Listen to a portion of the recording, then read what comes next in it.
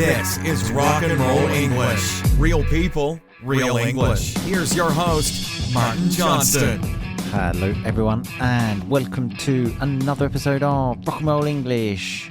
Episode number 324, baby. Oh yeah. And today is a historical podcast in some ways because, number one, it's late. I am so sorry for this. I don't think I have missed my Monday deadline. In the 7 years I have been making this podcast, I remember once when I got married and maybe once with some technical problems. So I, from the bottom of my heart, apologise for it being late. The problem was my children were and are sick. And if you have two children under 3 and they are both sick at the same time, believe me, it's quite stressful. So apologies again. And if you're wondering, yes, they are fine. Nothing serious, just general child sickness. So the second reason for which this is a historical podcast is because we have an extremely special guest. Someone who I have been trying to get on the podcast for the last 7 years. I mean, maybe that's a bit of an exaggeration. In the last 7 years, maybe I tried to contact this person once or twice. But someone who is massive in the podcast game and obviously has a podcast which is called RnR English, an extremely famous podcast, much more famous than RnR English. I'm sure you've heard of it. And finally, we have Lindsay from RnR English with us today. And we talk about happiness, okay? Things that you can do to make you happy. So I am going to stop talking now. Here is the episode. Happy listening. So hello, Lindsay, and welcome to RnR English. Hi, Martin. I'm excited to be here. Thank you. I am extremely excited to have you on. I have wanted to get you on the podcast for an extremely long time. I think I maybe reached out a couple of times on social media, but I don't think you saw the message because I'm not important enough for the message to go to your normal folder. I believe it went to your junk folder. So I was delighted when I finally was able to contact you and you agreed to come on the podcast. Oh my gosh. No, I really enjoyed collaborating with other podcasters in our industry in ESL. It's always been a very collaborative podcast space, and that's how we got started 10 years ago. And that's how I hope it continues to be. So I'm happy to be here, Martin. Thanks. Absolutely. Yes, I agree. The whole collaborative vibe to the industry. In fact, the way that I contacted Lindsay is we found ourselves in the same WhatsApp group with some other podcasters, and I thought, oh my God, Lindsay's in the podcast in this group. Geez. But then I thought, can I send her a message directly, because there is the WhatsApp etiquette, isn't there? And I thought, right. I don't know if I can do that. That's a bit maybe too direct. But luckily, someone brought up the subject of collaborations, and I thought, yes, this is my moment. I can ask her. Mm-hmm. Yeah, I mean, that's how I felt when we first got started with our show back in 2013, Martin. That's how I felt, right? We started just kind of finding who was in the space, who had big podcasts, and we just reached out to them. We were so nervous when we reached out, but then in the end, we had great episodes. We had a good time getting to know people, and over the years, we've come back to them to collaborate again, and that's just kind of how it works. So. Absolutely. Fantastic. So you mentioned there you started your podcast in 2013. Now, that's right. I think this is unlikely, but if I do have any listeners that don't know who you are and don't know your podcast, please quickly tell us a bit about you and your podcast. Okay, Martin. So our podcast, right? We do have 3 podcasts. I'll just talk about I'll talk about the bigger show. So RnR English podcast. We started it in 2013, as I said. And our listeners are global professionals, international professionals, students. But the thing that makes our show, I think, kind of unique is our motto. And it's not just a trademark, right? It is a value. And what it is connection, not perfection. We came up with this idea or this phrase in episode 50 or so. We were just chatting, my co-host and I at the time, chatting through the topic on the microphone, and it just came out and we said, boom, right? That's it. That is what we believe matters when it comes to learning English or learning any second language. And so we've built our entire show around that idea that of course, we're going to try to be correct grammatically, vocabulary, but you can still connect and be incorrect. And connection is a higher thing to strive for than perfection and being correct. So far it's working. It's keeping us going and we love it. And it drives new listeners because they also believe that connection matters more than anything. So that is our show. And then we have two others, IELTS Energy and Business English. So it's becoming a little network now. Okay. So that what you mentioned there, connection, not perfection. So I've obviously listened to a few of your podcasts. And when I heard that, it's one of those things where you think, God, that is brilliant. Why didn't I think of that? I know. Because I absolutely love it. And I absolutely 100% agree with that. In fact, languages, the reason we learn other languages is to connect with people, especially now where you can use technology to maybe communicate. The reason I hope that AI, for example, doesn't take our jobs is because people still want to connect with other people. So if you have technology that can do the job for you, that's great, but people still want to connect on a human level. My wife, for example, is Italian. I connected with her in a foreign language. I have other Italian friends I've connected with in like working relationships, like friend relationships. So that is the ultimate. It is the reason why we learn languages. So absolutely brilliant. Yeah. I mean, we just kind of wanted to bypass everything that we knew our listeners had gone through. At this point, they're adults.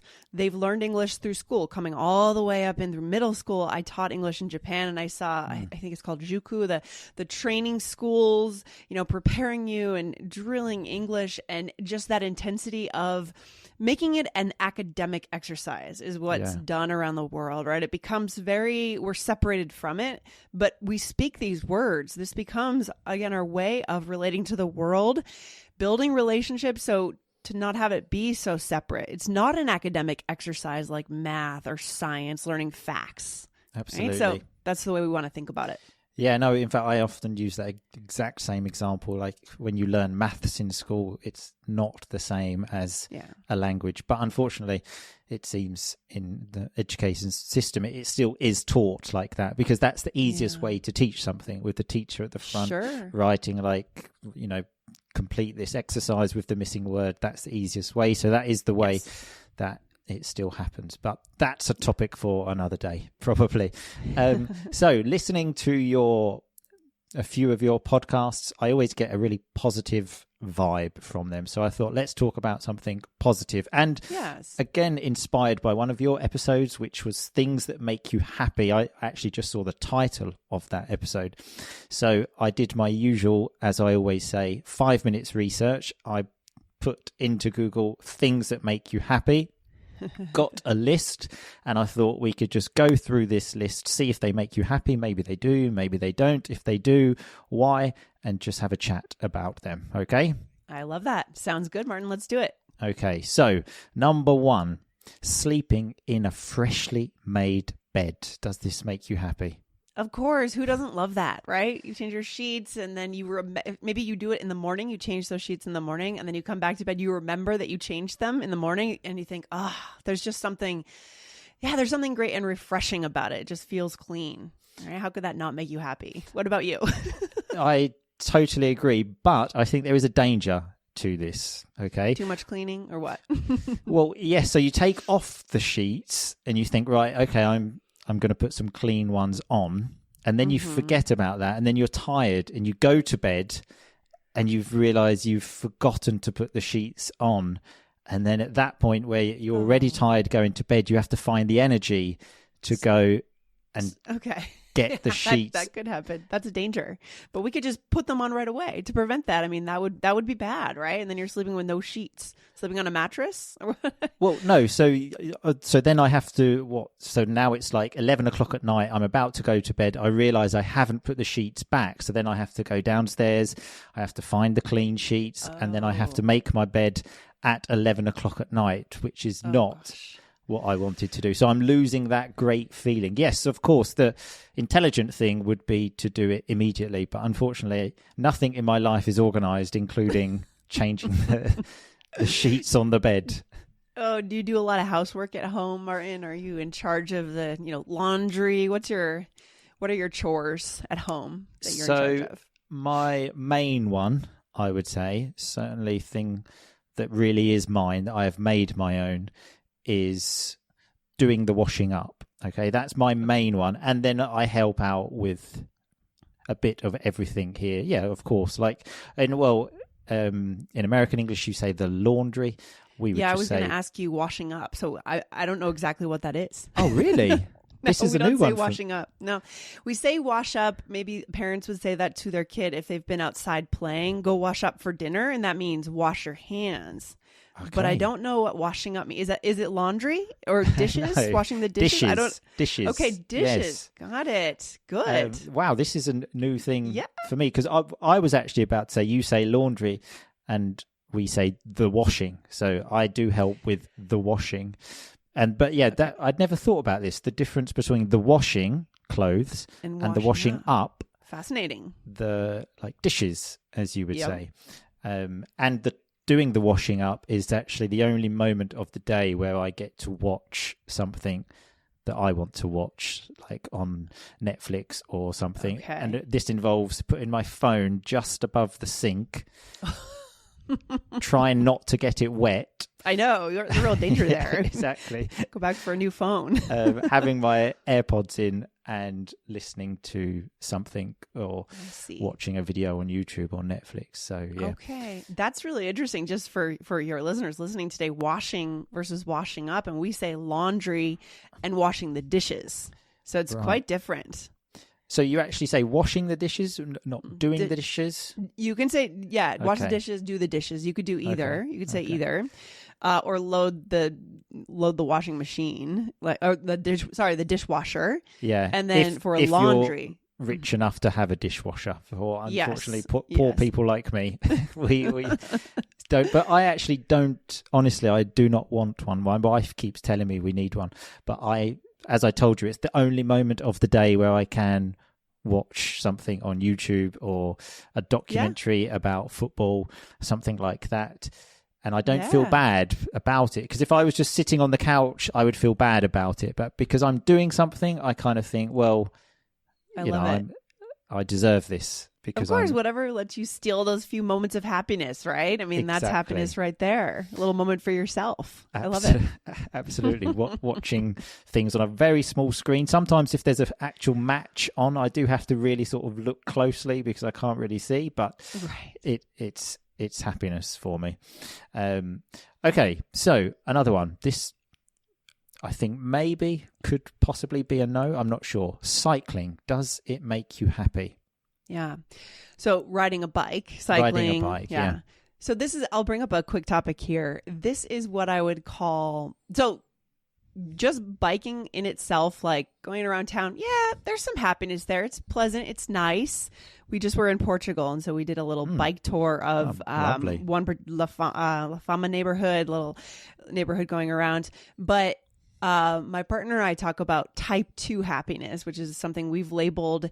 Type 2 happiness type 1 happiness in my mind is superficial. Like you get the gratification immediately, right? Okay. Like you're in the sun, it feels great. You're at the beach, it's immediately happy, right? Versus type 2 happiness, where you set yourself a goal. Often for me, it involves physical activity. Like in 2010, I hiked the Camino de Santiago. Have you heard of that? It's in northern Spain. I would like to say yes to pretend I'm an intelligent person and cultured person, but It's okay. Unfortunately, the answer is no. It's okay. It's all right. It's this 500-mile path. You go from Saint-Jean-Pied-de-Port in France all the way walking to Santiago de Compostela in Spain, and it takes 6 weeks. And this is what I call type 2 happiness. You can cycle it too. Any kind of physical activity where you set yourself kind of whether it's a day of a hike, you're going to do like a series of 3 mountains, or you're going to do a month-long hike, any kind of often physical activity that's quite hard and you kind of hate it in the middle of it. But at the end, there's a certain happiness that you don't get from the more superficial, let me just lay at the beach all day. Yeah. That kind of happiness is harder to go after, but I try to make sure I get my type 2 happiness as well. So I like cycling, that yes, a lot. If I'm doing something big like that, yeah. I like that a lot. So a few things, not just to say this to try it and now pretend like I am a cultured person, but I have heard of that. Okay, Okay. That's because I know someone that when you said the 500 miles, I thought, right, okay, yeah. So I do know. I know someone that's done it. I can't say I know it so well, and I really like this idea of how you mentioned you have to suffer. Like you have to almost suffer at some point to get the happiness. Yes. Not everyone likes that, right? Like it's not for everyone, but it's for a certain personality type for sure. I really like that. It actually reminded me of when you finish a book, you know, like, and you're going through the book and you get into the middle and it's like, oh, this is pretty boring now. And you think, oh, shall I ditch it? Shall I get rid of it? But you continue. And then when you get to the end, you do get that happiness feeling again. So that would be tier 2 happiness. Type 2. I call it type 2. You can call it tier 2. That's okay too. No, sorry. I hadn't thought about this before, but I like this. So you and your partner, you just gave it this name. You discussed this yourself and gave type 1, type 2. Yeah, because we also is a product of where we live. We live in Colorado, and our state is known for crazy like ultra marathoners, people that do really big physical things. Right. Skiers outside. Well, I'm not an I'm not even a marathoner. I don't run. I don't really like running, but I hike a lot. I like physical activity. Yeah. And so it's kind of a product of where we live right now. Right. So, but yeah, you can do this anywhere in the world, obviously. But this idea that this is going to it's going to be a little bit of a project. There is going to be a dip, as you said, right? There's going to be a dip where you say to yourself, maybe I should quit. Do I really care? Like, and then you reach down into yourself. And if you decide not to quit, the happiness on the other end, I think is so much more than what you would have otherwise. So I think that is absolutely true. 100%. I love that. The fact that you have to suffer. It's not happiness unless you've suffered. Fantastic. Yeah. That is kind of why I think I love cycling, and it does make me happy, because I kind of always do suffer a bit when cycling. And then once you actually get there, in fact, just this morning, for the very first time, I took my toddler to nursery, which I believe you call kindergarten.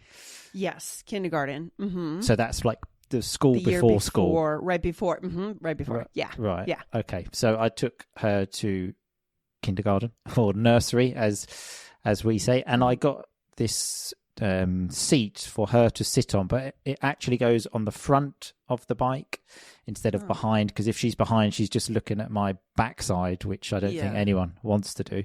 Right. Whilst when she's at the front, she can see. And as we were going up the hill, I've been quite inactive since the birth of my second child, and I was really suffering. But then once we got there, I was like, yes. We did it. My legs are hurting. I didn't go 500 miles. I went about 2 miles. But again, the satisfaction. And I've always said this. I think cycling is one of those things where if you tell people that you cycle to work, for example, people immediately just think this person is a good person because you cycle. They're doing their bit for the environment. Oh, they're just a good person. And in fact, this morning when I took my daughter to nursery, I got 2 random hellos from people I don't know. Just people saw me. They're just like, he's cycling with his daughter.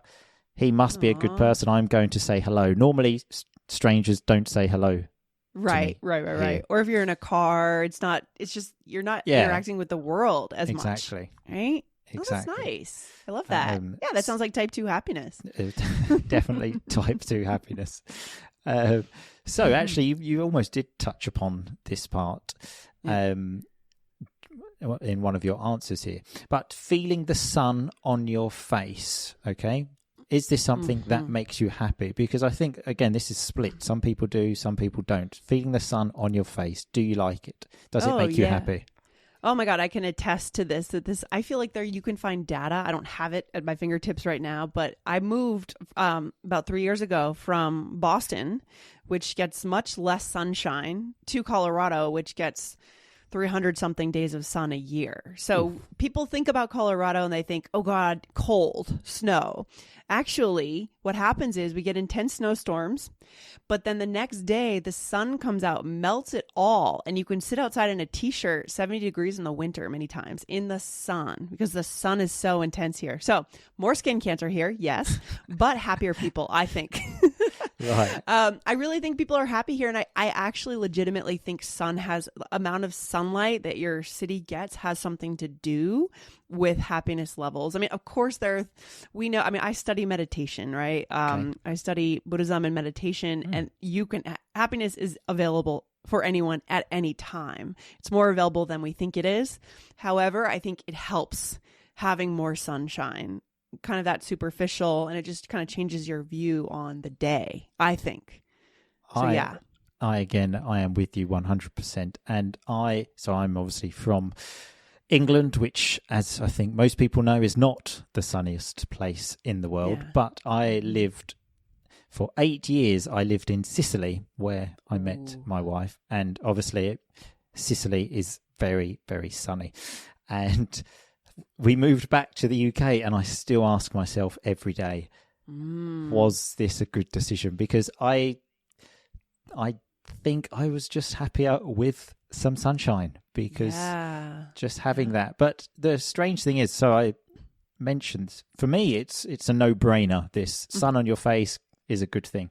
But for many Sicilian people, my wife included, they say about how it's annoying. They say they don't like. So, how so? For example, annoying how? In what way? I'm curious. So it's just like having. So if we were going out for lunch, for example, in like January, where maybe it's not really hot, because obviously in July, if it's 1 p.m, you're out for lunch and you've got the sun in your face, that's not good because it's extremely hot. But if it's January and it's a nice sunny day and we were going out for lunch, I would say, let's get a table under the sun. And my wife would say, no, because the sun annoys me in my face. So let's get a table in the shade. And I could not get my head around it. Could not get my head around it. That's fascinating. Yeah. I mean, I don't know when I lived in Japan, I noticed a lot of women carried sun umbrellas, because there's concern about sun, skin cancer and things like that, for sure. Not wanting to get sun. And that's a whole other question about, history and status and all these things around getting sun on your face. But yeah, I could see that. It's whatever we're used to is kind of what we take for granted. We want to kind of get away from and have something different. Isn't that interesting? Absolutely. Yeah. Yes. And one thing you mentioned there, so you're from Colorado, because I've actually been there. I went to Aspen. That's in Colorado, isn't it? That is in Colorado. Okay, yes. Good. Just checking there. How did you like it there? Oh, I loved it. So we are going to continue this episode in the members area. I always apologise for doing this and stopping at the point where I am going to start another story about my time in Colorado. But as I always say, once we get past the 20 minutes mark, it is quite difficult for me to maintain the transcript, which again is available to members. And of course, I'm not going to lie, I want you to join the RnR English family membership area, because it's a wonderful place. There are more than 1,000 extra podcasts with transcripts. You build a personal relationship with me and with lots of amazing people from around the world. So of course, I want you to join. So if you do want to join, click the link in this podcast now, and you will find all of the information. So let's have a look at some of the vocabulary from this conversation with Lindsay. So we had the term attest when we were talking about sunshine on your face, if it makes you happier. Lindsay said, oh my God, I can attest to this. Okay, so when you attest to something, it means that you show, or you say, you state, whatever, that this thing is true. So yes, it is true, apparently, that sunshine on your face makes you happier. Then we were talking about this type 1, type 2 happiness, and Lindsay was saying type 1 happiness, you get that gratification immediately. So gratification, basically pleasure. Then when talking about a book, about how finishing a book is a great feeling, I said when you get halfway through a book, do you ditch it? So do you basically stop with it, or do you continue? So to ditch something, to say, that's enough. You can also ditch a girl or a boy. Basically, it means to break up with your boyfriend or girlfriend. We also had the term take something for granted when we were talking about sun again, and maybe Sicilian people take the sun for granted, which is not the case with English people. So if you take something for granted, you don't fully appreciate it because it's something that you have so often, which again is why the sun is fully appreciated in England, because we don't see it very much. Then again, talking about the sun, lots of vocabulary around the sun. When talking about whether it's best to sit under the sun with the sun in your face or in the shade, I said for me it's a no-brainer. Of course I want to sit in the sun because it's nicer. So a no-brainer. I don't even need to think about it. And I mentioned how it was difficult for me to get my head around the fact that Sicilian people didn't want to sit in the sun. So to get your head around something, to try to understand it. Notice as well, we often say to get my head around the fact that, boom, and then you mention it. I also said how I reached out to Lindsay a few times on social media. So when you reach out to someone, it's when you contact them for the first time. Perfect example like this. I often reach out to other podcasters. Sometimes people reach out to me, but I'm not so important, so it happens definitely less. And that's it. So remember, all of the links to all of Lindsay's stuff and this vocabulary is all on the website, rocknrolenglish.com.